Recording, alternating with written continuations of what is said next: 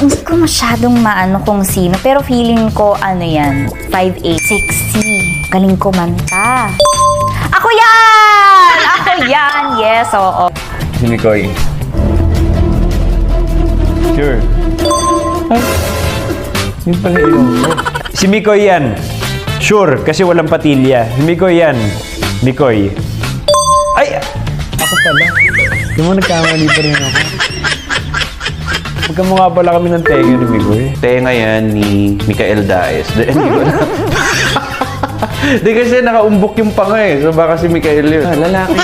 Ay, ako yun! Ang ganda ng panga ko dyan! Ako yata to. Feeling ko ako to. Ako nga, pero sabi ko, ba't ang laki ng labi? Bakit parang may lip filler? In-edit ko kasi yan. Ay, syempre. David.